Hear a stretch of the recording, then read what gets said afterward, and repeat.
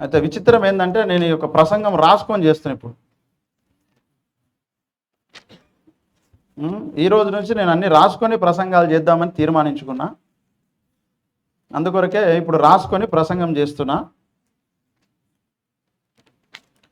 అందుని బట్టి దేవునికి స్తోత్రం. 2వ తిమోతి పత్రిక 3వ అధ్యాయము 16-17 వచనాలు చదువుకుని. 2వ తిమోతి 3:16-17 నేను చదువుతున్నాను, దయచేసి అందరూ చూడండి, వినండి. దైవజనుడు సన్నద్ధుడై ప్రతి సత్కార్యమునకు పూర్ణముగా సిద్ధపడి ఉండునట్లు దైవావేశం వలన కలిగిన ప్రతి లేఖనము ఉపదేశించుటకును, ఖండించుటకును, తప్పుదిద్దుటకును, నీతియందు శిక్ష చేయుటకును ప్రయోజనకరమై ఉన్నది. చదవబడిన లేఖనం మన వెనుకలో దేవుడు దీవించునుగాక.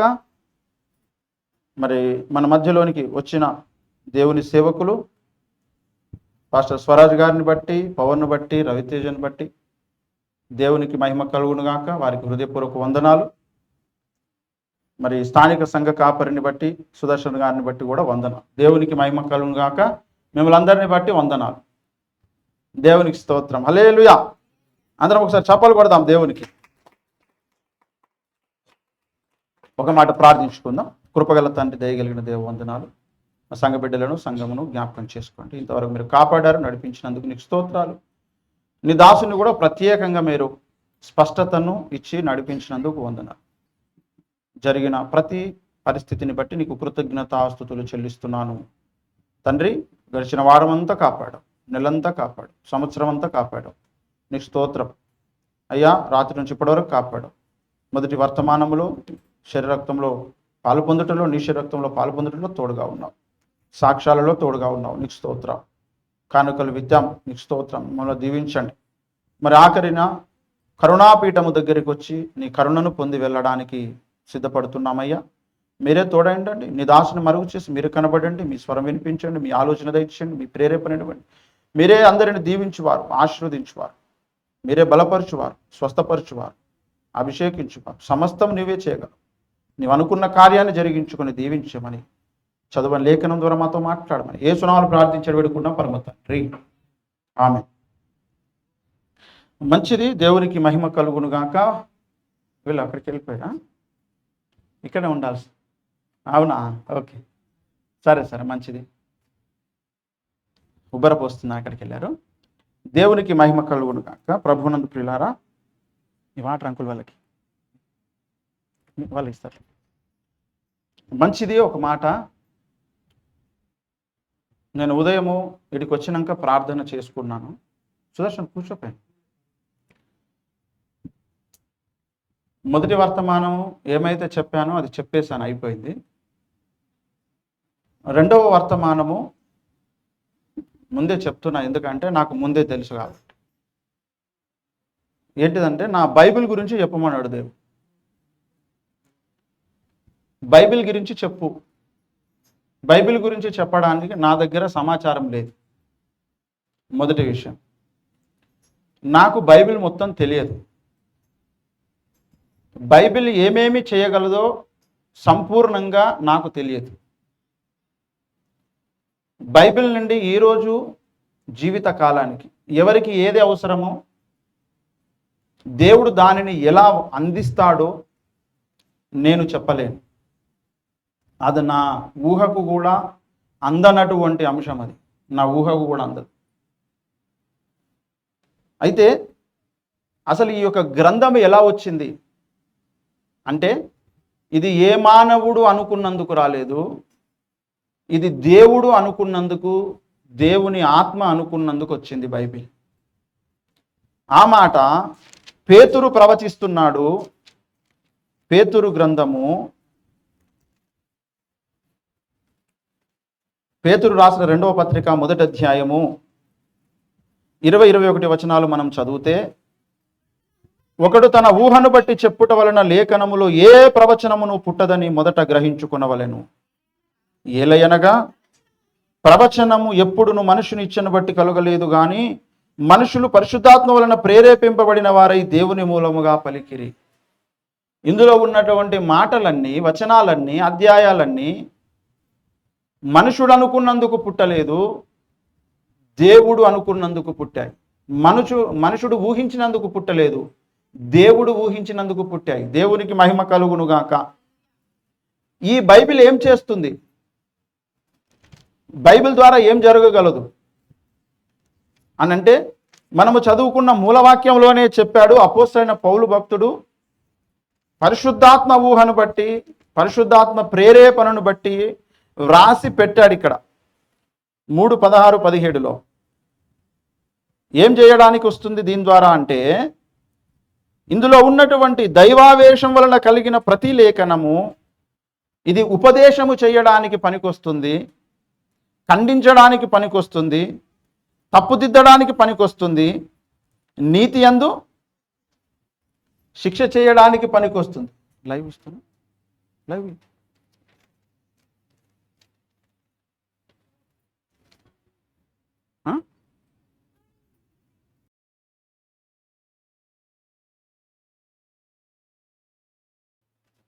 ఇది తప్పుదిద్దడానికి పనికొస్తుంది, నీతి యందు శిక్ష చేయుటకు ఇది ప్రయోజనకరముగా ఉన్నది.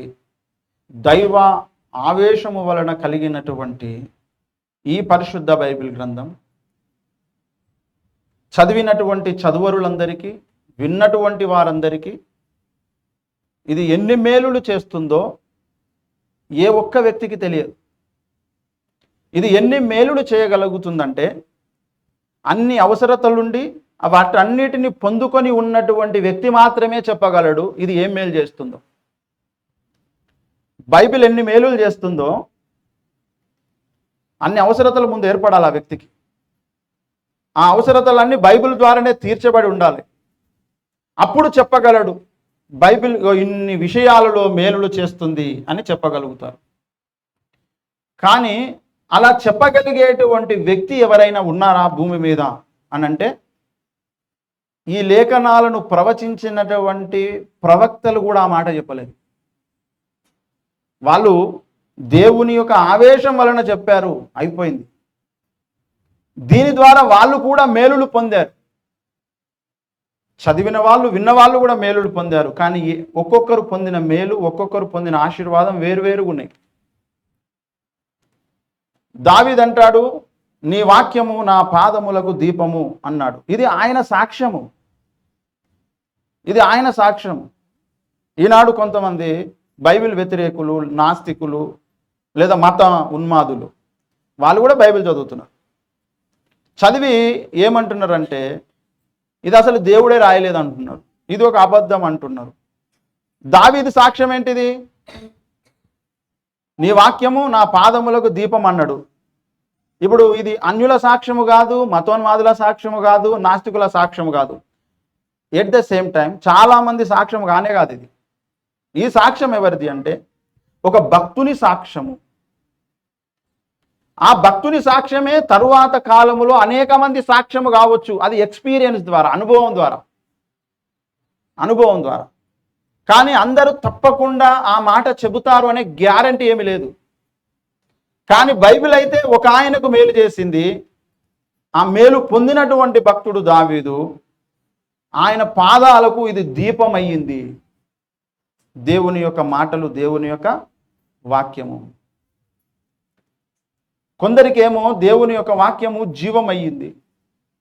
దేవుని యొక్క వాక్యము కొంతమందిని అగ్నిగుండము నుండి తప్పించి పరలోకము చేర్చడానికి, వారిని రక్షించడానికి రక్షణ సువార్తగా మార్చబడింది బైబిల్ గ్రంథం. దేవునికి మహిమ కలుగునుగాక. కొంతమందికి పరలోకములో ఉన్న సంగతులను చూడడానికి శక్తి లేదు కదా. మన భౌతిక కళ్ళతోని పరలోకాన్ని చూడలేము. ఎందుకంటే అది కొన్ని కోట్ల సంవత్సరాల కాంతి దూరంలో ఉంది. కోట్ల సంవత్సరాల కాంతి దూరంలో ఉంది పరలోకం. దాన్ని ఈ మనోనేత్రాల ఈ కళ్ళతో చూడలేం, భౌతిక నేత్రాలతో చూడలేం. కానీ మనోనేత్రాలతో చూడొచ్చు. కానీ మనోనేత్రాలతోని చూడాలంటే ఆ పరలోకం ఎలా ఉంటుంది, దేవుడు ఎలా ఉంటాడు, దేవుని యొక్క తత్వము, స్వభావము, గుణగణాలు, దేవదూతలు, కెరూబులు, శరాపులు, పాతాళము, నరకము, లేని దాన్ని కూడా చూడొచ్చు బైబిల్ ద్వారా. జరిగిపోయిన దాన్ని చూడొచ్చు బైబిల్ ద్వారా. అనేకమైనటువంటి అనుభవాలను ఈ బైబిల్ మనకు నేర్పిస్తుంది. దేవునికి మహిమ కలుగును గాక. ఇప్పుడు నరకం అనేది ఇప్పుడు లేదు. నరకం అనేది ఇప్పుడు లేదు. ఇప్పుడు ఉన్నది పాతాళం ఉంది.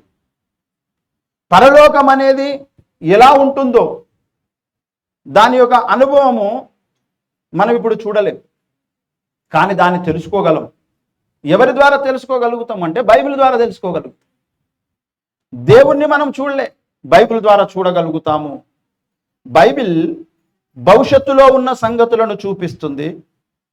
చాలా పాత విషయాలను తెలియజేస్తుంది. ఏ సైన్సు ఏ వ్యక్తి కూడా ఆలోచించి కూడా తెలియజేయనటువంటి విషయాలను బైబిల్ తెలియజేస్తుంది. ప్రస్తుతం జరుగుతున్న మన జీవితంలో జరుగుతున్న విషయాలు మనకు చాలా తెలియవు, కానీ బైబిల్కి తెలుసు. దేవుని మాటకు దేవుని స్వరానికి తెలుసు మనలో ఏమి జరుగుతుందో. అందుకే బైబిల్ చదివేటువంటి వాళ్ళందరూ మేము ఆది కాండం నుంచి ప్రకటన దాకా చదివాము అంటారు. యాక్చువల్గా బైబిల్ లోపలికి పోయిన తర్వాత తెలిసే విషయం ఏంటిదంటే బైబిల్లో ఉన్న సమాచారం ఆది కాండం నుంచి ప్రకటన దాకా లేదు. అంటే ఆది కాండం నుంచి ప్రకటన దాకా అంటే మనకి ఏం పరిచయం అవుతుందంటే దేవుడు ఆది యందు భూమి ఆకాశములను సృజించాను అని ఉంటుంది. ప్రభువా రమ్ము అనే దగ్గర ముగుస్తుంది ప్రకటన గ్రంథంలో. అయితే బైబిల్ లోపలికి వెళ్ళిన తర్వాత అసలు ఆది కాండము కంటే ముందేమున్నదో బైబిల్ చెప్తుంది. ప్రభు వచ్చిన తర్వాత కూడా ఏం జరుగుతుందో బైబిల్ చెప్తుంది లోపలికి వెళ్ళిన తర్వాత. ఇదే మాట భూమి మీద ఉన్నటువంటి జ్ఞానులలోకెల్లా అందరికంటే గొప్ప జ్ఞాని సొలొమోను.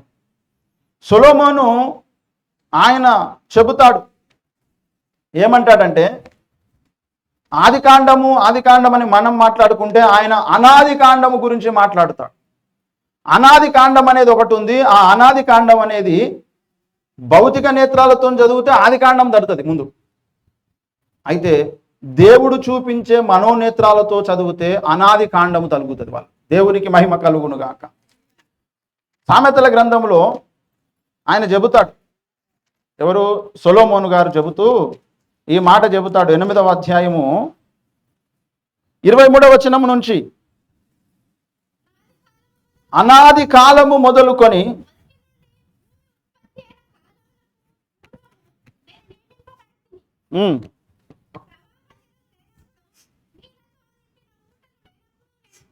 ఇక్కడ ఒక మొదటి మాటనే మనకు కావాలి. ఇక్కడ ఏమన్నాడండి? అనాది కాలము మొదలుకొని అని చెబుతున్నాడు. ఆది కాలం ఉంది, అనాది కాలం ఉంది. ఆది కాండం నుంచి చాలా మందికి తెలుసు. అక్షరాలు చదువుకున్న వాళ్ళందరికీ ఒకవేళ చదివితే ఆది కాండంలో ఉన్న కొన్ని విషయాలు అర్థమవుతాయి. ఎందుకంటే భూమిని ఆకాశమును దేవుడు ఎలా చేశాడు, వాళ్ళు నమ్ముతారా నమ్మరా సెకండరీ. కొంతమంది దేవుడు భూమి ఆకాశాలను సృష్టించాడంటే లేదు అది బిగ్ బ్యాంగ్ థియరీ ద్వారా వచ్చింది, అది పరిణామ క్రమం ద్వారా వచ్చింది తప్ప దేవుడు ఏం చేయలేదు, దేవుడు అనేవాడు లేడు అని నమ్మే నాస్తికులు ఉన్నారు. అయితే కొన్ని విషయాలు అర్థమవుతాయి వాళ్ళకు, కానీ వాళ్ళు దాన్ని నమ్మొచ్చు నమ్మకపోవచ్చు, అది వాళ్ళ ఇష్టం. కానీ బైబిల్ని నమ్మి బైబిల్లో ఉన్నటువంటి దేవుణ్ణి నమ్మి ఇంకా లోతుగా ధ్యానించినటువంటి వాళ్లకు అనాది కాండములో అనాది కాలములో జరిగిన సంగతులు కూడా కనబడతాయి అంటుంది బైబిల్. దేవునికి మహిమ కలుగును గాక. అయితే దీన్ని కూడా అందరూ చూడలేరు. బైబిల్లో ఉన్న విషయాలు అన్నిటినీ అందరూ చూడలేరు, మనం కూడా చూడలేరు. బైబిల్ అంత మర్మ గ్రంథము, బైబిల్ అంత అద్భుతమైన రహస్యాల గని కలిగిన గ్రంథము, రహస్య సొరంగాలు కలిగిన గ్రంథము, రహస్యమైన ఎత్తైన పర్వతాలు కలిగిన గ్రంథము బైబిల్. మన ఊహకు అందదు, మన ఆలోచనకు అందదు, మన చూపుకు కూడా అందనటువంటి గ్రంథం బైబిల్ గ్రంథం. దేవునికి మహిమ కలుగును గాక. హల్లెలూయా. అయితే ఈ గ్రంథాన్ని అతి విలువైన అతి శ్రేష్టమైన దేవుని మాటల మూటలను, పరలోకము నుండి వచ్చినటువంటి ఆ మాటల సముదాయాన్ని దేవుడు గ్రంథస్థము చేసి మనకు అనుగ్రహించాడు. అయితే ఇది చదవడం వల్ల అందరికి అర్థమవుతుంది అనుకుంటారు. ఇది పాస్టర్లకు కూడా అర్థం కాదు, విశ్వాసులకు కూడా అర్థం కాదు, ఎవ్వరికి అర్థం కాదు. ఇది బైబిల్ ఎవ్వరికి అర్థం కాదు.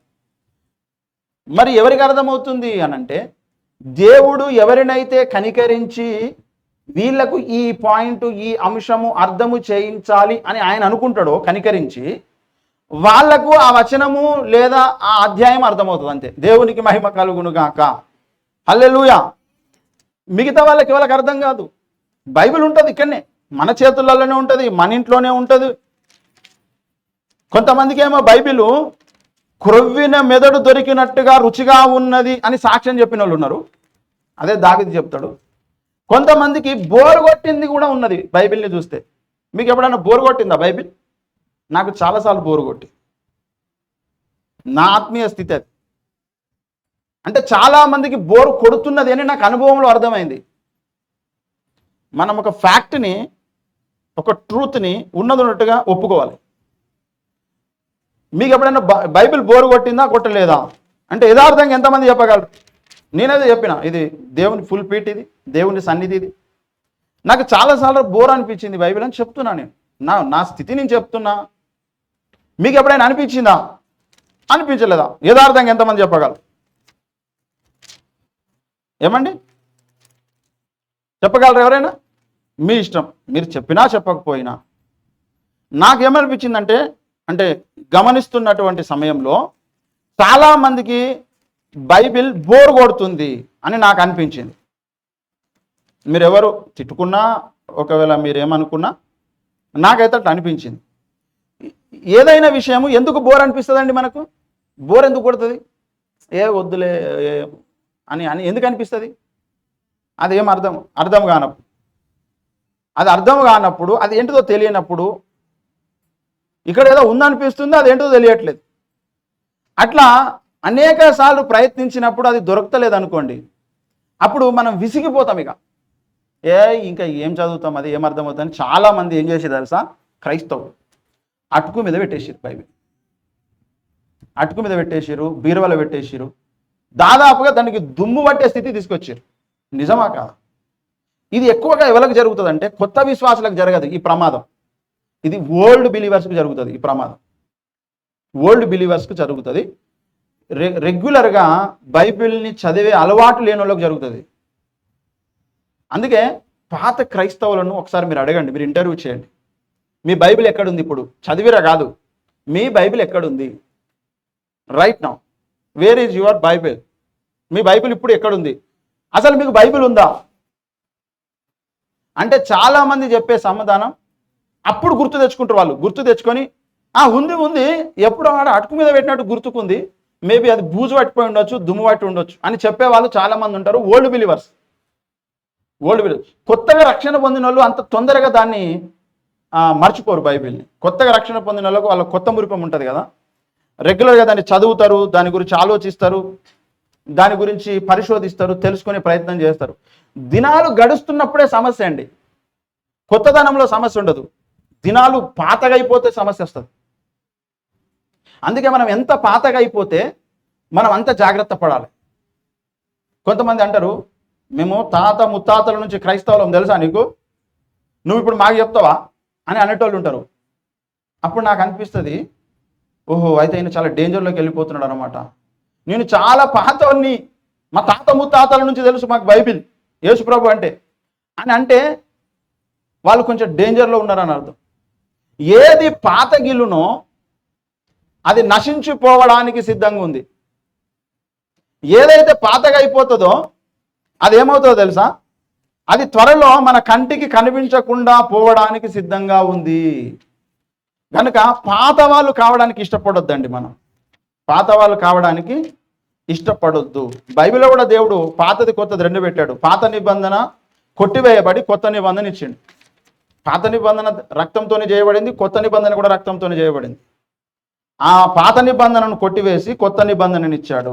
ఈ మాటను కూడా మనం చూస్తాం. దయచేసి హెబ్రీయులకు రాసిన పత్రిక 8వ అధ్యాయం 13వ వచనం ఒకసారి చూడండి. ఆయన 8:13 హెబ్రీయులకు రాసిన పత్రిక, ఆయన క్రొత్త నిబంధన అని చెప్పుట చేత మొదటిది పాతదిగా చేసి ఉన్నాడు. ఏది పాతగిలి ఉడిగిపోవునో అది అదృశ్యమగుటకు సిద్ధముగా ఉన్నది. 4వ దగ్గర నంబర్ ఉంది కదా ఫుట్నోట్లో, అది చూడండి ఒకసారి. మూల భాషలో మీద దాంట్లో కూడా అట్లే ఉంది కదా. అంటే కొన్ని బైబిల్స్లో కొన్ని డిఫరెన్సెస్ ఉన్నాయి, చిన్న చిన్న పదాలు. నివర్తన మగుటకు సిద్ధంగా ఉందంట, అంటే పైన మాటనే మనకు కరెక్ట్ అర్థమవుతుంది యాక్చువల్గా. అదృశ్య మగుటకు అంటే అసలు అది కనబడకుండానే పోవడానికి సిద్ధంగా ఉందంట. చాలామంది చేసే మిస్టేక్ ఏంటిదంటే, నేను చాలా పాతోన్ని అని చెప్తే డేంజర్. వాళ్ళు అదృశ్యం కావడానికి సిద్ధపడుతున్నారని అర్థం. కాబట్టి పాతోళ్ళమని చెప్పుకోవడానికి ఇష్టపడద్దు. నేను ఇప్పుడిప్పుడే కొత్తగా అండి అనుకునే కాడు ఉండాలా. అది నీకు సౌకర్యం, క్షేమంగా ఉన్నావని అర్థం. నువ్వు క్షేమంగా ఉన్నావని అర్థం. ఇప్పుడు మన దగ్గర మన పాత మనుషులు ఉన్నారా అండి? ఇప్పుడు కొత్త మనుషులు అంటే ఈరోజు హాస్పిటల్లో పుట్టిరు. కొంతమంది పాత మనుషులు ఉన్నారు కదా, పాత మనుషులు అంటే వృద్ధులు.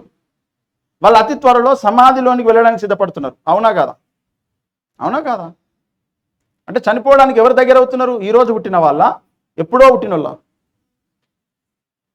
పాత వాళ్ళు ఎప్పుడు పాత వాళ్ళుగా ఉండడానికి ఇష్టపడద్దు. అందుకే ప్రభువు ప్రతిసారి ఒక మాట అంటాడు ఆయన, మీరు నూతన స్వభావమును ధరించుకోండి, రూపాంతరము చెందండి, కొత్తది అవ్వడానికి సిద్ధపడండి, మీరు క్రొత్తగా మాట్లాడండి. అందుకే మనం ఎప్పుడైనా కొన్ని పాటలు కొత్తగా వినడం ఇష్టం. మనకు కొత్త దర్శనాలు, కొత్త ప్రత్యక్షతలు, కొత్త మాట మనకు కావాలి.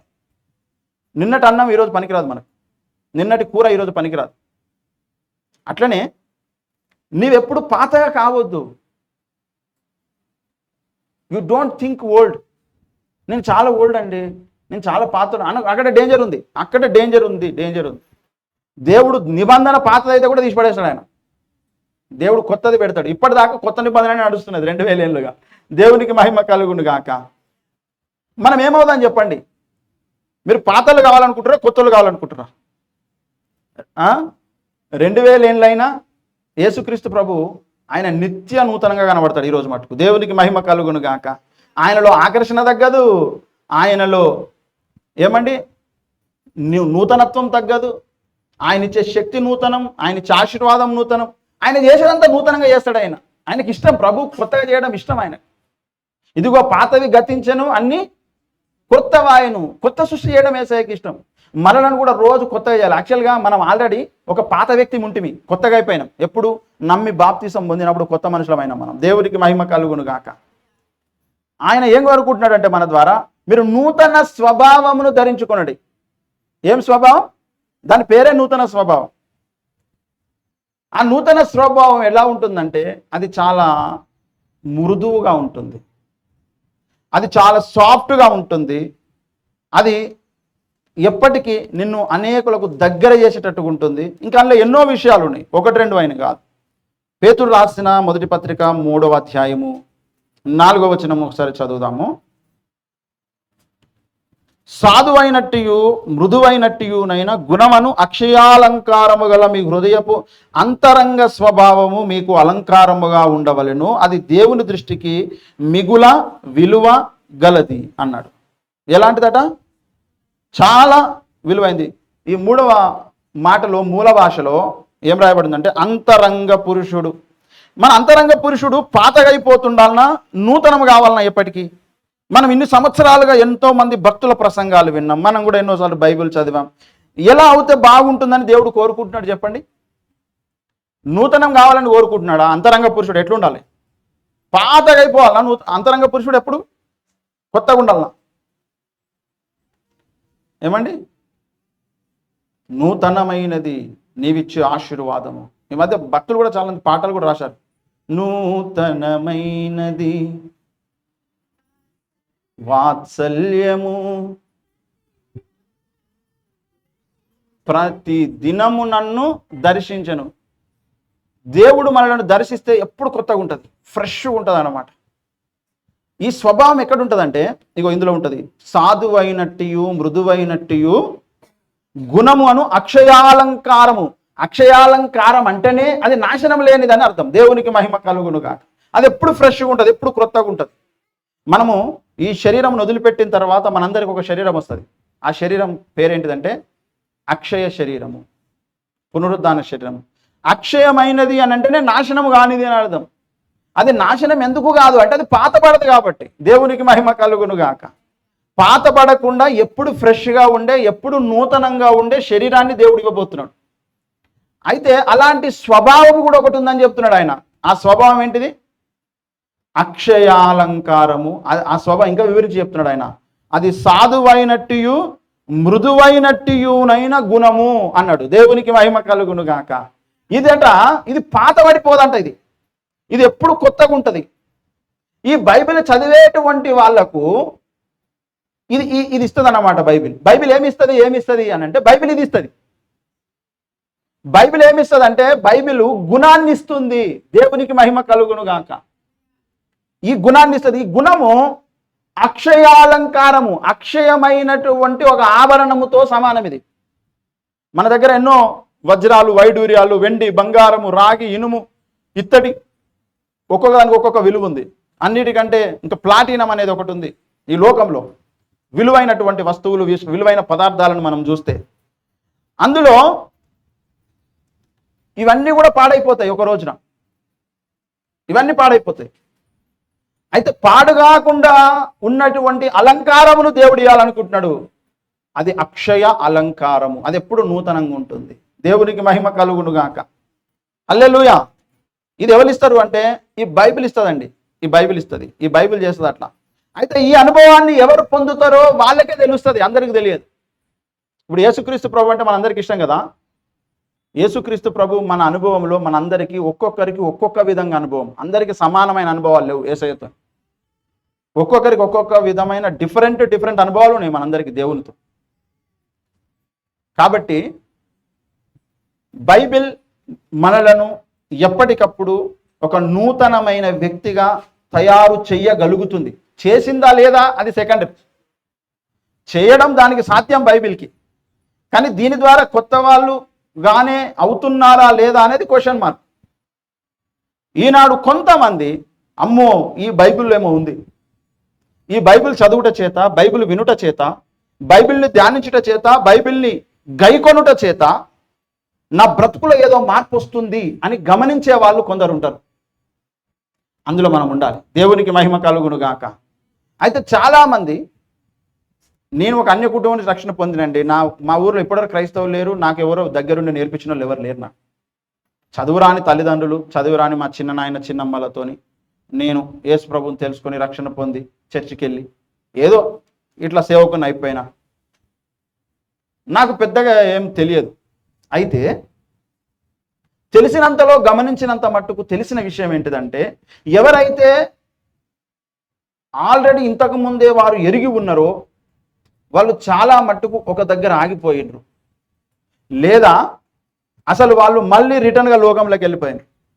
ఇక్కడ కొంతమందిని, ఇక్కడనే కాదు ప్రపంచవ్యాప్తంగా, ఇప్పుడు అమెరికాలో మనం గమనించి చూస్తే అక్కడ చాలా చర్చెస్ మూతపడిపోతున్నాయి.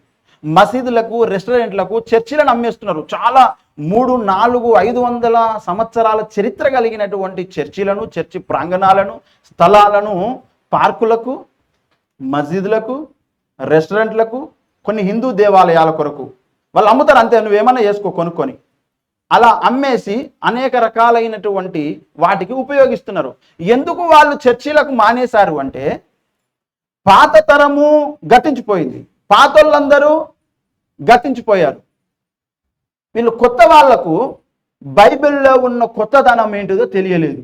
అది పరిచయం అవుతలేదు వాళ్ళకు, అది తెలుస్తలేదు. ఏమండి, మనం 23వ కీర్తనలో చదువుతాం ఒక మాట, యెహోవా నా కాపరి, నాకు లేమి కలగదు. ఆయన పచ్చిక గల చోట్ల పరుండజేయును, శాంతిగలమైన జలముల యొద్ద నన్ను నడిపించుచున్నాడు అని మనం చదువుతాం కదా.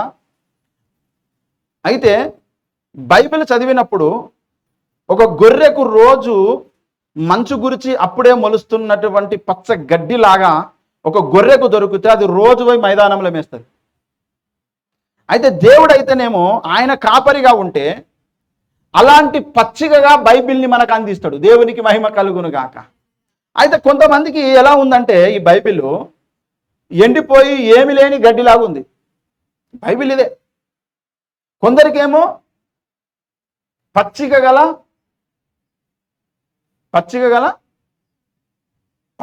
చోటుగా ఉంది. కొందరికేమో ఇది ఎండిపోయినటువంటి ఏమి లేని మట్టిలాగా ఉంది. డిఫరెన్స్ ఎక్కడుంది? మరి దేవుని ఈ మాట అబద్ధమా? ఈ మాట అసత్యం అవుతుందా? కాదు కదా. దానికంటే పైన ఇంకో మాట చెప్పాడు ఆయన. ఏమన్నాడంటే, యెహోవా నీకు కాపరి అయితే ఆయన పచ్చిక గల చోట్ల మేపిస్తాడు.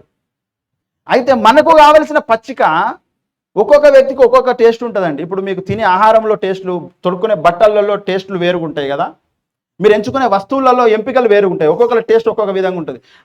నీకు ఏదైతే నచ్చుతుందో, ఏదైతే నీకు అవసరమో అది ఎవరికి తెలుసు అంటే మన తల్లిదండ్రులకు కూడా తెలియదు అన్ని విషయాలు.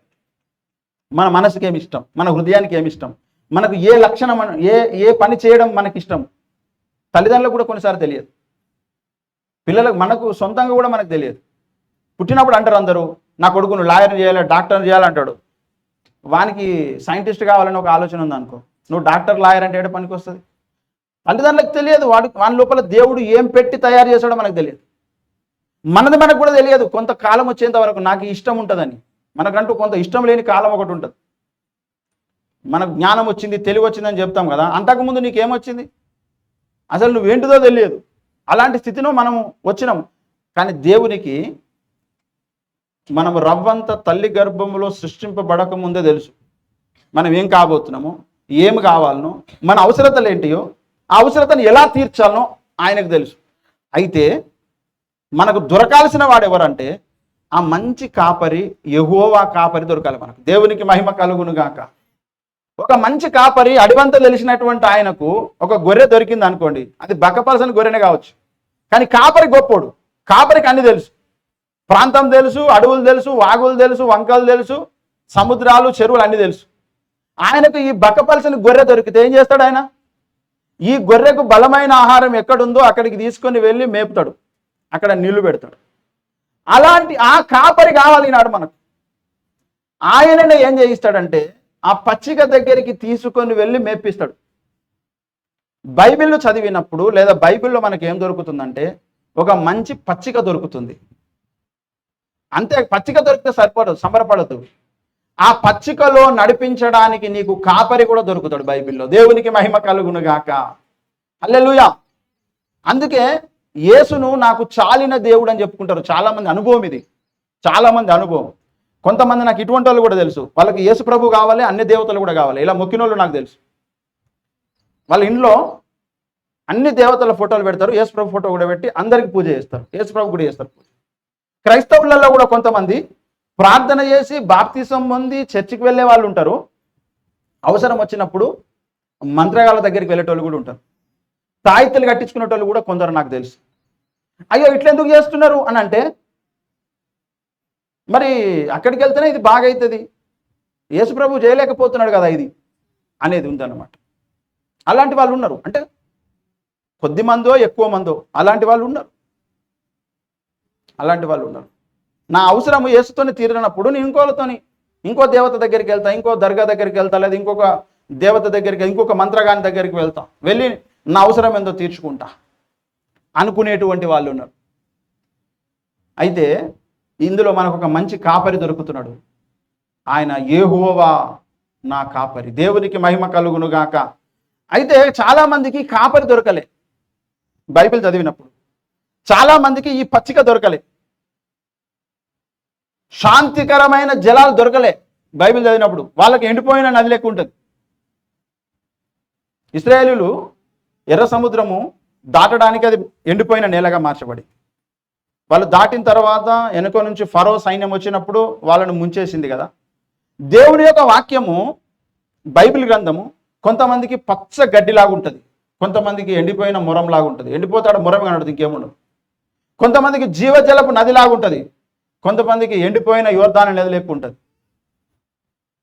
ఎవరికి ఎట్లుంటుంది అంటే ఆ వ్యక్తిని బట్టి దీని రూపు మార్చుకుంటుంది బైబిల్. అంటే మనకట్లా కనబడుతుంది.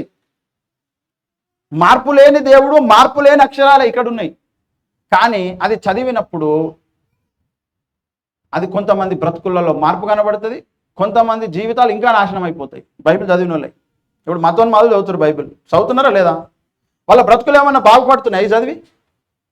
ఇంకా నాశనం అవుతాయి. ఎందుకు? దీనికి అగేనెస్ట్గా వాళ్ళు వెళ్తారు కనుక ఇంకా నాశనం అయిపోతారు. అవునా కాదా? కొంతమంది బైబిల్ని కాల్ చేసిన వాళ్ళు, చింపేసిన వాళ్ళు ఉన్నారు. అందులో ఒకరో ఇద్దరు మారు మనసు పొందిన వాళ్ళు ఉన్నారు. భక్త సింగ్ లేదా సాధు సుందర్ సింగ్ లాంటి వాళ్ళు భక్తులు. వాళ్ళ ముందు బైబిల్ని ద్వేషించిన వాళ్ళే. కానీ తర్వాత వాళ్ళ బ్రతుకులు మారి. కానీ బైబిల్ని చింపినటువంటి వాళ్ళు మన కర్నూలులో, నాగర్ కర్నూలులో బైబిల్ని కాల్ చేసారు ఒక మంది వచ్చి. ఎంతమంది బ్రతుకులు మారినాయి? రీసెంట్గా కూడా చాలా దగ్గరలో జరిగిన ఇన్సిడెంట్, ఇల్లందులో జరిగినది, లేకపోతే ఇక్కడ హైదరాబాద్ రాజేంద్ర నగర్లో జరిగినాయి. ఇలాంటి చాలా సంఘటనలు బైబిల్ని వాళ్ళు కాల్ చేసిరు, చింపేసిరు. వాళ్ళ బ్రతుకులలో బైబిల్ ఏమన్నా కార్యం చేసిందా? చేయలే. వాళ్ళ జీవితాలకు ఆ బైబిల్ అది దేనికి పనికిరాని పుస్తకం. కానీ ఒక భక్త సింగ్, సాధు సుందర్ లాంటి వాళ్ళు, లేదా ఒక ఆర్ఆర్కే మూర్తి లాంటి వాళ్ళ జీవితాలలో బైబిల్ ఏంటిది? వాళ్ళు చెప్పిన మాటలే సాక్ష్యం. ఇది మాకు జీవము, ఇది మాకు జీవవాక్యం, దేవునికి మహిమ కలుగును గాక. వాళ్ళకి ఎలా కనబడుతుందంటే ఇది ఒక పచ్చికలాగా, ఒక ఎన్నటికీ అయిపోని మంచి నీటి సరస్సుగా కనబడుతుంది బైబిల్. కొంతమందికి ఏమో ఇది ఎండిపోయిన బాయిలాగా కనబడుతుంది బైబిల్. ఎందుకు ఇట్లా జరుగుతుంది? ఎందుకు జరుగుతుంది అని అంటే, దేవుని యందు విశ్వాసం ఉంచి దేవుణ్ణి గణపరిచి చదివినోళ్లకు బైబిల్ ఏమో దాన్ని లాక్ ఓపెన్ చేస్తుంది అన్నమాట. గేట్లు ఎత్తేస్తున్నది, గేట్లు ఓపెన్ చేస్తున్నది. వాళ్ళకు తాగినంత దాహము తీరుతుంది, తిన్నంత ఆహారం దొరుకుతుంది, తిన్నంత వాళ్ళు పొందుకోవలసినటువంటి గుణగణాలన్నీ అందులో నుంచి బయటకు వస్తున్నాయి. ఎవరైతే దీని మీద సరైన విశ్వాసం లేకుండా నిర్లక్ష్య వైఖరితో ఉంటున్నారో వాళ్ళకి ఇది మొత్తం లాక్ చేసి పెడుతుంది. వాళ్ళకి ఏం అర్థమైతే లేదు. అందుకే కొంతమంది బైబిల్ చదివితేనేమో నాకు గొప్ప దర్శనాలు వచ్చినాయి, గొప్ప ప్రత్యక్షతలు వచ్చినాయి. ఇప్పుడు అయ్యగారు చెప్తుంటారు, నాకు ఆదికాండంలో మొదటి వచనం కూడా కొత్తగా అర్థమవుతుంది. ఆయన ఇప్పటికే ఎన్నో గ్రంథాలు రాశాడు, కొన్ని వేల ప్రసంగాలు చేశాడు. ఆయనకు చదివినప్పుడల్లా కొత్త కొత్త సంగతులు కనబడుతున్నాయి. ఆయనకు ఎందుకెట్లా కనబడుతున్నాయి? మరి మిగతాళ్ళందరికీ ఎందుకు కనబడతలేవు? మనకెందుకు కనబడతలేవు అంటే ఒక్కొక్కల స్థాయి ఒక్కొక్క విధంగా ఉంది దేవుని దగ్గర, బైబిల్ దగ్గర కూడా. బైబిల్ ఏం చేయగలుగుతుంది? బైబిల్ గొప్పతనం ఏంటిదనంటే మనం ఎట్లా వివరిస్తామండి? అందుకే ముందు చెప్పాను, నాకు తెలియదు, దాన్ని వివరించడం నా శక్తికి మించిన కార్యం. అది ఏదో కొన్ని మాటలు మాట్లాడతామేమో, కానీ దాన్ని 1 to 1000 వరకు దాని ప్రతిదీ వివరించు అని అంటే ఒకటే విషయం, నాకు తెలియదు, మనకు తెలియదు, నాకు తెలియదు, నా సాక్ష్యం. ఇందులో నాకేం తెలుసు అంటే నేనేదో పొందుకున్న కొన్ని ఆశీర్వాదాలు ఉన్నాయి. అది స్వస్థత కావచ్చు, ఆశీర్వాదం కావచ్చు, దీవెన కావచ్చు. మనకందరికీ ఎక్కువ మంది దీవించబడింది ఏ వచనంతోనంటే, చాలామంది 23వ కీర్తనతో దీవించబడ్డారు. చాలామంది ద్వితీయోపదేశ కాండం 28వ అధ్యాయం 1 నుంచి 14 వచనాల ఆశీర్వాదాల కాడ ఆగిపోయారు. చాలామంది, కొంతమంది అయితే 10 ఆజ్ఞల కాడ ఆగిపోయారు. ఏమండి, ఇంకా ఎక్కువ మంది ప్రయాసపడి భారం మోసుకొనిచున్న 5:28 మత్తయి సువార్తలో చెబుతాడు, దేవుడి లోకం ఎంతో ప్రేమించను అనే మాటల దగ్గర ఆగిపోయారు. అదే వాళ్ళకి ఎప్పుడు గుర్తొస్తుంటుంది. కానీ బైబిల్ని రెగ్యులర్గా ధ్యానించడానికి ఏం గుర్తొస్తుందంటే ఆదికాండం నుంచి ప్రకటన గ్రంథం దాకా వారి సిచ్యువేషన్కు తగ్గట్టుగా ఆ వచనం గుర్తొస్తుంది. దేవునికి మహిమ కలుగును గాక. కొందరికేమో రెగ్యులర్గా ఎప్పుడు ఒకటే వచనం గుర్తుకొస్తుంది. అన్నం తిన్నా, నిద్రపోయినా, పండుగ చేసినా, పబ్బం చేసినా, ఏం చేసినా వాళ్ళ జీవితంలో ఒకటే వచనం, లేదా ఒక 5-10 వచనాలు గుర్తుకొస్తూ ఉంటాయి. మరికొంతమందికి అట్లా గుర్తుకురావు. వాళ్ళ సిచ్యువేషన్కి ఏది అవసరమో ఆ సిచ్యువేషన్కు తగ్గ వచనం ఓపెన్ అయిపోతుంది వాళ్ళకు. దేవునికి మహిమ కలుగును గాక. అది కొందరికి జరుగుతుంది అన్నమాట. అందుకే దీని దగ్గరికి వచ్చినాక ఏం అర్థం కాని వాళ్ళకి ఏం లేదు, వాటి పుస్తకం ఇది, వాటి తెల్ల పేపర్ మీద 4 అక్షరాలు ఉన్నాయి అని అటుకు మీద పెట్టేసిన వాళ్ళు ఉన్నారు. కొంతమంది కుటుంబాలను, ఊర్లను వదిలిపెట్టేసుకొని అసలు బైబిల్నే సంకలు పెట్టుకొని ప్రపంచం అంతా తిరిగిన వాళ్ళు కూడా ఉన్నారు. ఈ డిఫరెన్స్ ఎట్లా వచ్చింది అంటున్నాను. ఉన్నారా లేదా? మనం కూడా ఇప్పుడు ఇక్కడ ఉన్నాం ఇంతమందివి. బైబిల్ అంటే మీకు ఇష్టం లేదని ఎవరైనా చెప్తారా? ఇప్పుడు అందరి దగ్గర బైబిల్ ఉంది. మీకు బైబిల్ అంటే ఇష్టమా లేదా? ఇష్టమే. ఒక్కొక్కల యొక్క అంతస్తు వేరు బైబిల్ని ఇష్టపడే దాంట్లో. ఒక్కొక్కల వేళ స్థాయి వేరు. బైబిల్ అందరు ఎన్నిసార్లు చదివారండి? బైబిల్ ఎవరెవరు ఎన్నిసార్లు చదివారు చెప్పండి. ఒక్కసారి పూర్తిగా చేసిన వాళ్ళు ఎంతమంది ఉన్నారు?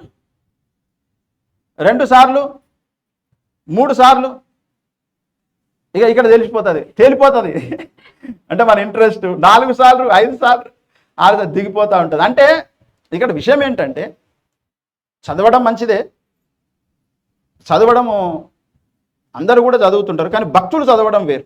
మనం భక్తులం, బయట మతోన్మాదులు వేరే వాళ్ళు చదువుతుంటారు, అది వేరే విషయం. కానీ భక్తులం మనం చదవడం వేరు. అయితే మనలో మనకే ఇక్కడ పోటీ ఉంది. మీకు అర్థమవుతుందా? నీకు కొన్ని వచనాలు ఎక్కువ ఓపెన్ అయిపోయి ఉంటాయి. కొంతమందికి 10 వచనాల ఆశీర్వాదం కలుగుతుంది, ఇంకొకరికి 100 వచనాల ఆశీర్వాదం ఉంటుంది. మరొకరికి 1000 వచనాల ఆశీర్వాదం ఉంటుంది. అర్థమైందా? నువ్వు ఎన్ని వచనాల ఆశీర్వాదం పొందిన భక్తునివి. నీ కొరకు ఆల్రెడీ దేవుడు రోజొక్క కొత్త వచనాన్ని ఓపెన్ చేస్తాడు నీ కొరకు, దేవుడు అనుకుంటే. దేవునికి మహిమ కలుగునుగా. హల్లెలూయా. ఏమండి? అయితే బైబిల్లో మొత్తం ఎన్ని అధ్యాయాలు ఉన్నాయండి? ముగించుకుందాం ఇక. బైబిల్ ఎన్ని అధ్యాయాలు ఉన్నాయి చెప్పండి దయచేసి. ఏమండి? బైబిల్లో ఉన్న అధ్యాయాలు ఎన్ని? చూసి చెప్పండి, పర్లేదు. మీ దగ్గర గూగుల్ ఉంది కదా, గూగుల్ ఉంది కదా, ఓపెన్ చేసి చెప్పండి. ఒకసారి చెప్పండి.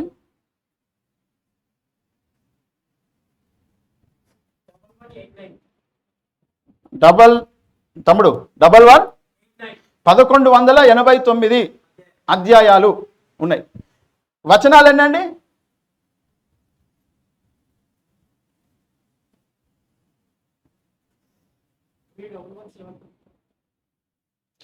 తెలుగులో చెప్పవా జరా?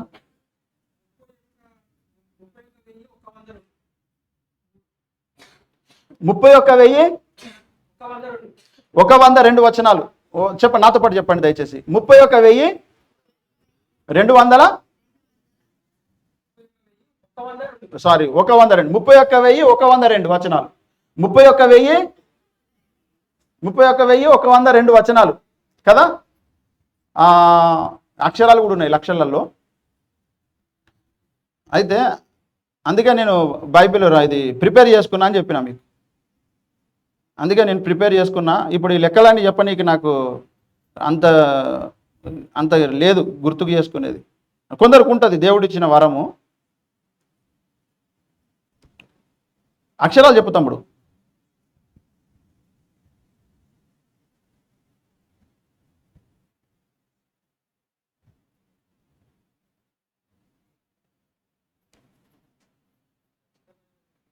లేవా? ఖచ్చితంగా చెప్ప అంటే అటు ఇటుగా గూగుల్ని అడుగు. ChatGPT చెప్పదు, గూగుల్ అడిగితే చెప్తుంది. ఎంత 3 మిలియన్లకు పైన అక్షరాలు ఉన్నాయి. పదాలు ఎన్ని ఉన్నాయి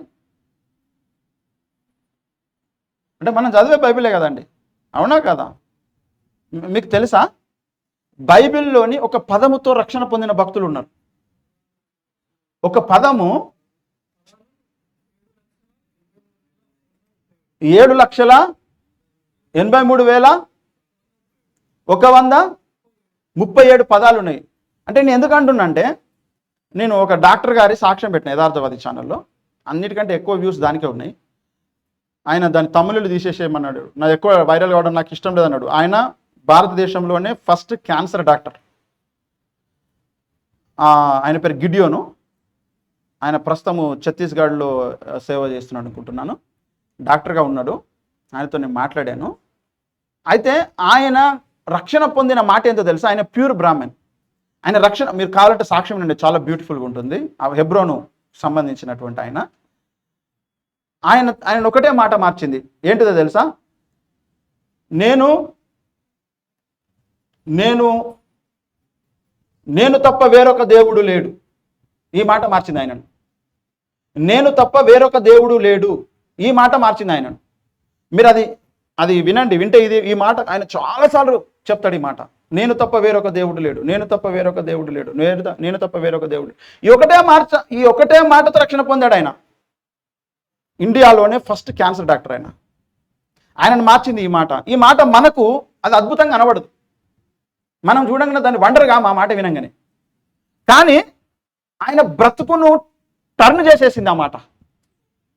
అట్లనే బైబిల్లో ఉన్నటువంటి ఒక పదము, ఒక లైను, ఒక వచనము అనేక మంది భక్తుల యొక్క బ్రతుకులను మార్చేసింది. దేవునికి మహిమ కలుగును గాక. మనకు చూడడానికి చాలా సింపుల్గా కనబడుతుంది ఆ వచనం, కానీ ఒక వ్యక్తికి ఆ వచనం ఎంతో అవసరమై ఉంటుంది. దేవుడు ఒక టైంలో, ఆ రైట్ టైంలో గనక ఆ వచనాన్ని వాళ్ళ దృష్టిలోనికి దేవుడు తీసుకొని వెళ్తే వాళ్ళ జీవిత కాలానికి మార్పు నందుతుంది. దేవునికి మహిమ కలుగును గాక. హల్లెలూయా. ఇలా ఎంతోమంది జీవితాలు మారిపోయినాయి అన్నమాట. ఇందులో ఇప్పుడు ఇన్ని వేల పదాలు, ఇన్ని లక్షల పదాలు, ఇన్ని వచనాలు ఉన్నాయి కదా. నేనేమంటున్నానంటే 1189 అధ్యాయాలు ఉన్నాయి. వచనాలు ఎన్ని ఉన్నాయి తమ్ముడు?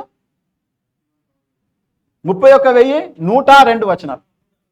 31,102 వచనాలు ఉన్నాయి కదా. ఈ 31,102 వచనాలలో ఎన్ని వచనాలు నీకు ఓపెన్ అయినాయి? అది నా ప్రశ్న. ఇందులో అయ్యగారి లెక్క వేరే ఉంటుంది, ప్రవక్తల లెక్క వేరే ఉంటుంది, అపోస్తుల లెక్క వేరే ఉంటుంది, స్వార్థికుల లెక్క వేరే ఉంటుంది, విశ్వాసుల లెక్క వేరే ఉంటుంది.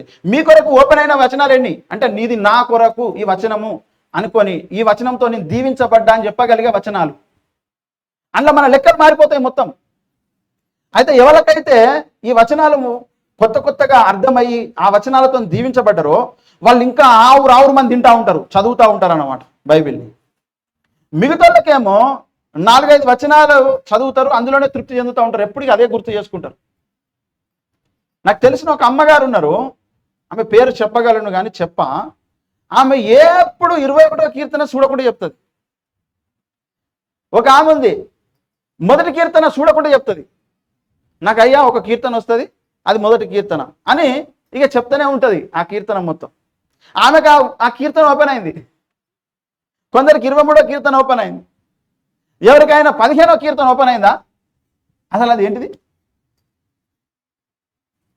ఏమండి, చాలా మందికి 150వ కీర్తన ఓపెన్ అయింది. ఏమండి, దేవుడిని స్తుతించుడు ఎల్లప్పుడు దేవుడు ఆ పాటను ఆ కీర్తన నుంచే తీసుకున్నారు కనుక అందరికీ అది బాగా సుపరిచితం అయిపోయింది. కాబట్టి బైబిల్ మనకి ఎంత అవసరం? నేనేం చెప్పగలుగుతాండి బైబిల్ గురించి? నా స్థాయి సరిపోదు, నా అనుభవం సరిపోదు, నా పరిస్థితి సరిపోదు, ఏమి సరిపోదు, నా చదువు సరిపోదు, నా ఏ బ్యాక్గ్రౌండ్ సరిపోదు బైబిల్ని వివరించడానికి. అయితే ఒక్కటి మాత్రం నాకు నేనుగా ఒక సాక్ష్యం చెప్పుకోగలను. ఏం చెప్పుకోగలను అంటే, బైబిల్ ఎవరు లేని సమయంలో నన్ను ఆదరించింది, ఎవరు లేని సమయంలో నన్ను ధైర్యపరిచింది, ఎవరు లేని సమయంలో నన్ను బ్రతికేటట్టుగా చేసింది. దీనికి నా సాక్ష్యంలో భాగంగా నేను 2-3 వచనాలు చెప్తాను మీకు. ఇవి రుచికరంగా అనిపించకపోవచ్చు మీకు, కానీ నాకు ఇది చాలా రుచికరంగా ఉంటుంది. ఒకసారి నేను ఉస్మానియా హాస్పిటల్లో ఉన్నా, నాకు ఒక గిలియన్ బెర్రీ సిండ్రోమ్ అనే ఒక జీబీఎస్ అనే ఒక ప్రాబ్లం వచ్చింది నాకు. అది మీరు గూగుల్ చేసినా యూట్యూబ్లో చూసినా వస్తుంది, ఆ మనిషి ఎట్లయిపోతాడు అనేది. నాకు ఆ ప్రాబ్లం వచ్చినప్పుడు ఆ రోగం పేరు అదని నాకు అప్పుడు తెలియదు, తర్వాత సెర్చ్ చేస్తే తెలిసింది, గిలియన్ బెర్రీ సిండ్రోమ్. అది వచ్చింది, నేను నడవలేకపోతున్నా. అది వచ్చిన వ్యక్తి ఈ మొబైల్ లావటలేడు, ఇది లావటాడు, ఇది చాలా బరువు ఉంటుంది, లావటలేడు అని. అది ప్రాబ్లం. నాకు ఆ ప్రాబ్లం వచ్చింది. ఆ ప్రాబ్లం ఏందో నాకు తెలియదు. నేను కాంచీట్ అనే ఒక ప్రాంతం ఉంటుంది సిద్దిపేటలో, అక్కడ ఒక రూమ్ తీసుకొని అందులో ఉన్నాము. ఒక్కడనే ఏడ్చుకుంటా ప్రార్థన చేస్తున్నా. నేను లేవలేకపోతున్నా, వాష్రూమ్ వెళ్ళలేను, నీళ్లు కావాలంటే ఆడ నీళ్ళు ఉంటాయి, ముంచుకొని తాగలేను. ఏడుస్తున్నా, ఏం చేయాలో అర్థమైతలేదు. ఇంకా మా ఊళ్ళోకి తెలియదు, మా మమ్మీ డాడీకి. అలాంటి సమయంలో నేను ప్రార్థిస్తున్న దేవునికి, ప్రభా ఇది ఏంటి, నాకు వచ్చిన ప్రాబ్లం ఏంది, ఎందుకు వచ్చింది, దీనికి కూడా కారణం ఏంటిది, నువ్వు నాతో మాట్లాడు, నాకు ఏదో ఒకటి చెప్పు. అసలు నేను బ్రతుకుతానా చచ్చిపోతానా, ఈ ప్రాబ్లంతో నేను బయటపడతానా లేకపోతే నేను ఇట్లనే ఉంటానా, అసలు ఏంటిది అనుకున్నప్పుడు దేవుడు నాతోని ఒక మాట మాట్లాడాడు. మరి నన్ను బ్రతికించినట్టు కాదా ఈ మాట?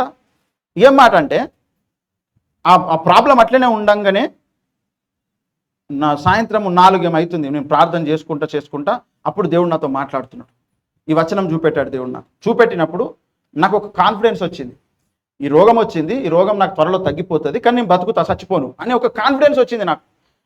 హాస్పిటల్కి వెళ్ళడానికి ముందే, ఇది జరిగినాక 2-3 రోజుల తర్వాత హాస్పిటల్కి వెళ్ళిన.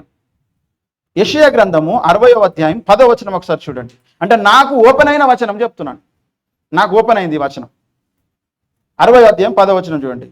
అన్యులు నీ ప్రాకారములను కట్టుదురు, వారి రాజులు నీకు ఉపచారము చేయుదురు. ఇది కాదు, కిందున్న 2 లైన్లు. ఏలయనగా నేను కోపపడి నిన్ను కొట్టి తిని గాని కటాక్షించి నీ మీద జాలిపడుచున్నాను అని వచ్చింది. హల్లెలూయా. నిండిది ఇక్కడ రౌండ్ కూడా చేసుకున్నాను. నా ప్రతి బైబిల్లో రౌండ్ చేసి పెట్టుకుంటా, మీకు చూపిస్తా కావాలంటే. ఇక్కడ రౌండ్ చేసింది చూడండి. దేవుడు నాతో మాట్లాడాడు. ఏమనంటే, నన్ను కొట్టిండంట దేవుడు, కోపం వచ్చిందంటే కొట్టిండట నన్ను. కానీ కటాక్షించి నీ మీద జాలి పడుతున్నా అన్నాడు. నాకు ధైర్యం వచ్చేసింది. ఓహో, దేవుడే ఎందుకో నాకు ఈ సమస్య తెచ్చిండు, కోపం వచ్చిందంట ఆయనకు, కొట్టిండు. కొట్టిన తర్వాత నా మీద జాలి పడతాను అంటుండు, అంటే నన్ను చంపడు, బ్రతికిస్తాడు. అయితే నేను హాస్పిటల్లో ఉన్నప్పుడు నా చుట్టూ వాళ్ళందరికీ తెలుసు, నేను యుగాంతం బుక్ చదువుతున్నా, ప్రార్థన చేస్తున్నా, సువార్త ప్రకటిస్తున్నా, గోల గోల చేస్తున్నా హాస్పిటల్లో. నేను గట్టిగా పాటలు పాడేది. అరే నీకు రోగం వచ్చింది, దాన్ని మంచుకున్నవరా, ఏమర్రు ఆడేటోళ్ళ ఆడుండి ఆయమ్మలు వాళ్ళు వీళ్ళు తిడుతుండేది. నాకు పాటలు పాడేదనమాట మంచిగా. వీనికి ఏమైనా రోగం ఉన్నట్టు ఉన్నాడా పోరాడు వీడు, వాడు పాటలు పాడుతుండే చూసిరా అని అందరూ చెప్పుకుంటున్నమాట, డాక్టర్లు నర్సులు వీళ్ళంతా ఉస్మానియా హాస్పిటల్. ఎందుకంటే నేను చచ్చిపోను, నాకు చచ్చిపోయే రోగం రాలేదు. దేవుడు నన్ను కొట్టాడు, కోపపడ్డాడు నా మీద, ఎందుకో. కానీ కటాక్షిస్తా, నీ మీద జాలి పడతాను, జాలిపడ్డా ఆయన చంపుతాడన్నా, చంపడు, బ్రతికిస్తా. ఇది నాకు ఓపెన్ అయింది వచనం. ఆ రైట్ ఈ దీంతో నేను చనిపోతలేను, బతుకుతున్నా, కానీ ఈ రోగం తగ్గడానికి దేవుడు తగ్గిస్తాడు, కానీ ఫలానా సిస్టమ్ ద్వారా నేను వెళ్ళాలని దేవుడే నన్ను నడిపించి బాగు చేసిండు. దేవునికి మహిమ కలుగునుగా. అయితే ఇది ఒకటి. ఇలా ఇంకా అనేకమైనటువంటి విషయాలు ఉన్నాయి. నేను సువార్తకి వెళ్ళిన సైకిల్ మీద, ఒక కరుణాకర్ బ్రదర్ ఉండేటోళ్ళు బిలీవర్ చర్చ్ దుబ్బాకలు ఉంటే, నేనేం నమ్మినా తెలుసా, స్టార్టింగ్లో నాకు పెద్దగా ఎవరు తెలియదు కదా, క్రైస్తవులు విశ్వాసులందరూ సువార్త ప్రకటించడానికి వెళ్ళిపోవాలి అనే సిస్టంలో ఉన్నాను నేను. దాని కొరకు ఒక సైకిల్ కొనియమని మా వాళ్ళను ఆయనతో పాటు సువార్తకు పోయేది. ఎందుకంటే రక్షణ బాప్సం అంతా సువార్త చెప్పాలి, అట్లా రోజు చెప్పాలి. ఒక రోజు చెప్పకపోతే నువ్వు దొంగతనం చేసిన దానికంటే ఎక్కువ పాపం అది అనేది నా సిద్ధాంతం అన్నట్టు ఉండే అని ఆయనతో పాటు సువార్తకి వెళ్ళేది. ఎప్పుడు సువార్తకి వెళ్ళేది. ఒక టైం వచ్చింది, మీకు చాలాసార్లు నేను అసలు నా జీవితంలో జరిగిన కొన్ని విషయాలు ఎప్పుడు చెప్పలేదు ఇప్పటివరకు కూడా. ఒక పాస్టర్ గారు నన్ను వాక్యం చెప్పి నీకు నిలబెడితే తీతు పత్రికలో ఒక వచనం చదివిన తర్వాత 5 నిమిషాలకు మొత్తం నడిచిపోయినా. నేను ఎప్పుడు చెప్పలేదు ఈ విషయం, మీకు ఫస్ట్ టైం చెప్తున్నా. మొత్తం నడిచిపోయినా బైబిల్ ముడితే బైబిల్ చెమటలు, అప్పుడప్పుడు అరిచేతులలో కూడా చెమటలు వస్తాయి, మీకు తెలుసో తెలియదు. అరిచేతులలో చెమటలు వస్తాయి, మీకు వచ్చినాయి ఎప్పుడన్నా? వచ్చి ఉంటాయి. కొంతమందికి కామన్గా వస్తాయి. నాకు అప్పుడు అరిచేతులకు కూడా చెమటలు వచ్చినాయి, మట్టకు చెమటలు కారిపోతున్నాయి. వాతావరణం చలికాలం, అది చలికాలము. నాకు చెమటలు వచ్చి మొత్తం కారిపోతున్నాయి, చేతులు అణుకుతున్నాయి. ఇట ముందట కూర్చున్నారు, ఆ పాస్టర్ గారు కూడా ముందట కూర్చున్నాడు, కిందనే కుర్చీలు ఏమేం లేవు. చెప్పన్నాడు, ఆడ ఎంత 7-8 మంది ఉన్నాం. అయితే లేదు నా నుంచి మొత్తం తడిచిపోయినా.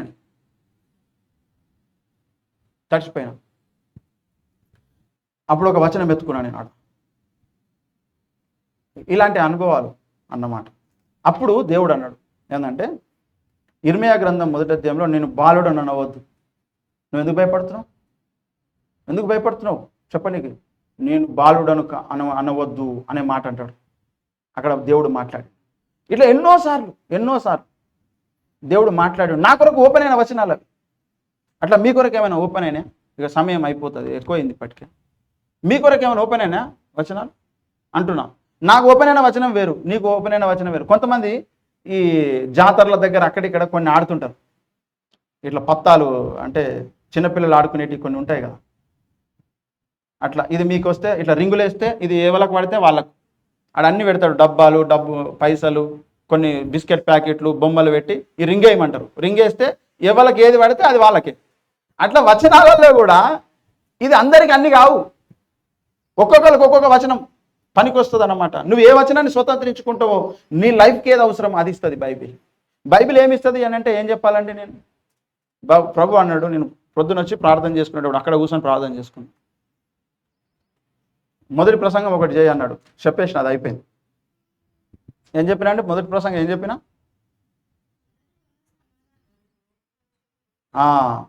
హెబ్రీ రాష్ట్ర పత్రిక 12వ అధ్యాయము 14వ వచనం అది. కానీ అందులో వచ్చిన వివరణ వేరు. అందరితో సమాధానంగా ఉండండి, అందరితో పరిశుద్ధంగా ఉండడానికి ప్రయత్నం చేయండి, దేవుడు పరిశుద్ధుడు కదా, పరిశుద్ధత ఉన్నాడు, ఆయనను చూస్తాడు. ప్రయత్నం చేయమని చెప్పిండు. ఏమేమి ప్రయత్నం చేయాలనో, ఎట్లా చేయాలనో అదంతా మనము రెండవ ప్రసంగం ఏం చెప్పమన్నాడంటే, నువ్వు బైబిల్ గురించి చెప్పన్నాడు. బైబిల్ నీ బ్రతుకులో ఏం చేసిందో చెప్పు అన్నాడు. ఎవరెవరి జీవితంలో ఏం చేస్తుందో చెప్పమన్నాడు. మీ జీవితంలో ఎట్లా ఏం చేసిందో నాకెట్లా తెలుస్తుందండి? నాకు తెలుస్తుందా? నా జీవితంలో ఏం చేసిందో 1, 2 చెప్పిన. అయితే బైబిల్ అనేది అందరికీ పరిచయం చేస్తే ఏం చేస్తుందంటే వాళ్ళకు అవసరమైన విషయాన్ని, వాళ్ళకు అవసరమైన వాళ్ళ అవసరతను తీరుస్తుంది బైబిల్. దేవునికి మహిమ కలుగును. అది తల్లి తీర్చడు, తండ్రి తీర్చడు, బంధువులు తీర్చదు, కొన్ని గవర్నమెంట్ కూడా తీర్చదు. కేవలం బైబిల్ మాత్రమే తీర్చగలుగుతుంది. దేవునికి మహిమ కలుగును గాక. ఇంకొకటి, బీదలు ధనవంతులకు అవసరం లేదు, ధనవంతులకు బీదలు అవసరం లేదు. కానీ బైబిల్ అందరికి అవసరం.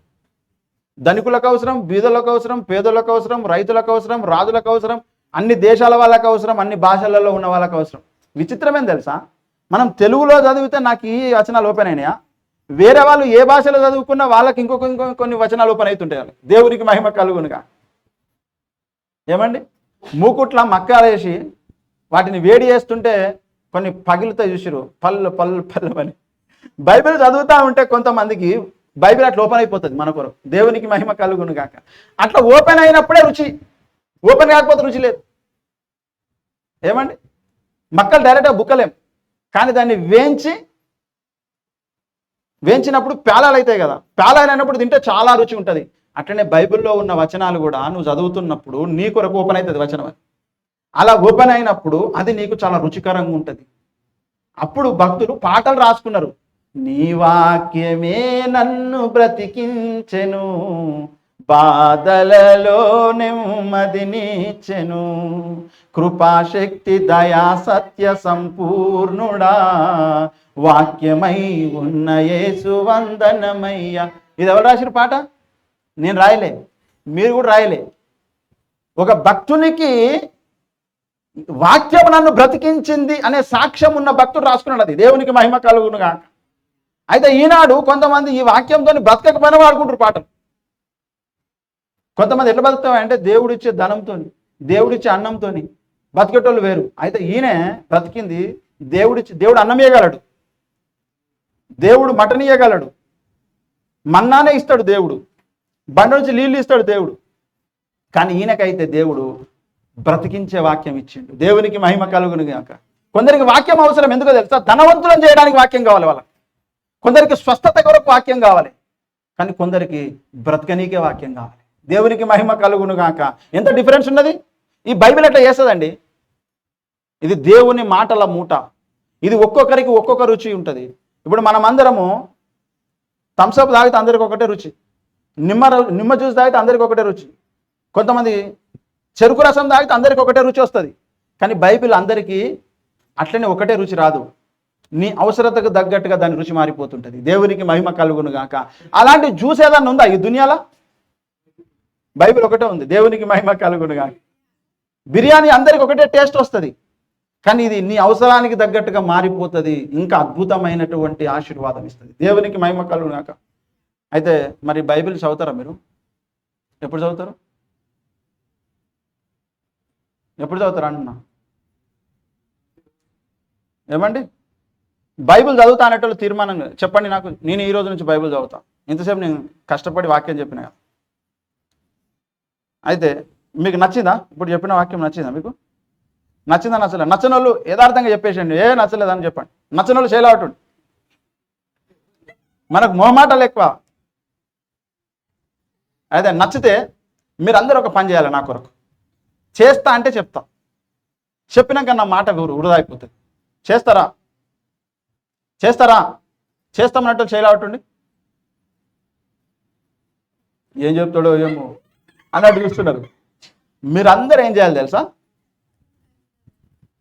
కాదు, నా కొరకు మీరు మనిషికి ఒక బైబిల్ కొనుక్కొచ్చేయాలి. బైబిల్ కొనుక్కొచ్చేయాలి నాకు. అర్థమైందా? నా మాట అర్థమైందా? మీరందరూ ఒక్కొక్క బైబిల్ కొనుక్కొచ్చి నాకు ఇవ్వాలి. మీరు చదువుతారు అనుకుంటే ఎంతమంది కొనుక్కొస్తారో చూస్తాం.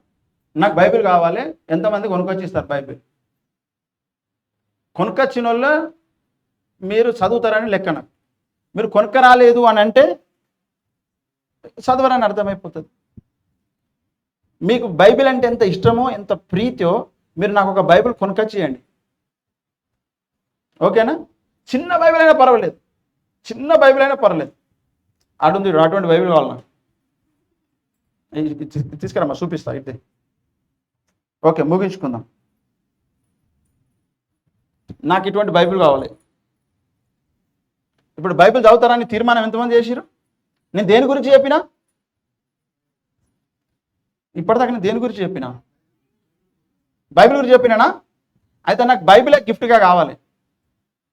ఎందుకంటే బోధ చేసినటువంటి వాళ్లకు మీరు మంచి పదార్థములలో పాలివ్వమన్నాడు కదా. మీరు మంచి పదార్థాలు అన్ని మిగతానే పెట్టుకోండి, నాకు బైబిల్ ఇవ్వండి. మీరు మనిషికి ఒక ఇటువంటి బైబిల్ కొనుకొచ్చి ఇవ్వాలి. నాకు ఎంతమంది ఇస్తారు? ఇప్పుడు చెప్పకండి. నాకు ఎవరైతే బైబిల్ కొనుకొచ్చి ఇస్తారో వాళ్ళే చదువుతారని నేను అనుకుంటా. మీరు దాని గురించి కష్టపడతారో ఏం చేస్తారో నాకు సంబంధం లేదు. ఎందుకంటే మీకు ఆ ప్రయాస తెలియాలి, మీ కష్టం తెలవాలి. దేవుడు కష్టపెడతాడా? కష్టపెడతాడు. కాబట్టి నాకు ఇటువంటి బైబిల్ని కొనుకొచ్చేయండి. ఎంతమంది కొనుకొస్తారో నేను వాళ్ళ కొరకు ప్రార్థన చేస్తా. వాళ్ళు రోజు బైబిల్ చదవాలి ప్రభువా అని. అప్పుడే మీకు బైబిల్ ఓపెన్ అవుతుంది. దేవునికి మహిమ కలుగును గాక. ఓకే, రండి ప్రార్థన చేసుకుందాం. కృపగల తండ్రి, దయగలిగిన దేవ, దయామేడ, కరుణామేడ, మీ బంగారి పాదాలకు వందనాలు లెక్కలేని స్తోత్రాలు. అయ్యా, నీ వాక్యము దాని లోతెంతో మాకు తెలియదు. దానివల్ల ఎంతమంది జీవితాలు ఎన్ని రకాల బాగుపడ్డాయో పూర్తిగా మాకు తెలియదు. ఏదో అరకొరగా తెలుసు మాకంతే. ప్రభువా, మాకు బైబిల్లో ఉన్న అన్ని వచనాలు ఓపెన్ అయిపోవును గాక. అందులో ఉన్న అన్ని సంగతులను మేము చూద్దుముగాక. అందులో ఉన్నటువంటి మాధుర్యం, ఆశీర్వాదం మేము పొందుకొందుముగాక. అట్టి కృప మీరు దయచేయండి. మీరే దీవించి ఆశీర్వదించి వాడుకొని మహిమ, ఘనత, ప్రభావాలు మీరే పొందుకొని మా సంఘ బిడ్డలందరినీ పేరు పేరున దీవించండి. మీరు ఆశీర్వదించండి. వారందరూ బైబిల్ చదివి బైబిల్ చేత మేము దీవించబడ్డాం, బైబిల్ చేత మేము ఆశీర్వదించబడ్డాం. బైబిల్ వల్ల మేము ఎంతగానో నేర్చుకున్నాం. మా కుటుంబానికి, మా వ్యక్తిగత జీవితానికి, మా బంధువులకు, మా స్నేహితులకు, మా సంఘస్థులకు నేను బైబిల్ చదవడం వల్ల ఎంతో ఉపయోగకరమైందని భవిష్యత్తులో సాక్ష్యం చెప్పుకుందురుగాక. అట్టి నూతన ప్రత్యక్షతలు, నూతన ఆశీర్వాదం, నూతన జీవము, నూతన బలము, నూతన శక్తి మీరు అనుగ్రహించండి. మీరే వాడుకోండి. నాతో మాట్లాడండి, సంఘం అందరితో మాట్లాడండి. మీరే దీవించి నడిపించమని వందనాలు, స్తోత్రం చెల్లిస్తూ యేసు నామములో ప్రార్థించండి విడుకుంటున్నాం పరమ తండ్రి. ఆమేన్, ఆమేన్, ఆమేన్. తండ్రి అయిన దేవుని ప్రేమ, కుమారుడైన క్రీస్తు ప్రేమ, పరిశుద్ధాత్మ కనుని సహవాసం ఇక్కడ మనకు భూలోకమందున సకల భక్తుడికి తోడైంది. ఇక్కడ ఉన్న సంఘ బిడ్డలందరికీ తోడయ్యండి. ఆరోగ్యము, ఐశ్వర్యము, ఆనందము, సంతోషము, సమాధానము ఈ వారమంతా దయచేయును గాక. ఆమేన్, ఆమేన్. బోలో యేసు మహారాజ్కి, త్వరలో రానన్న రారాజ్కి జై. అందరికి వందనాలు. Praise the Lord. Wish you happy Sunday to all. May God bless you. Praise the Lord. అందరికి వందనాలు.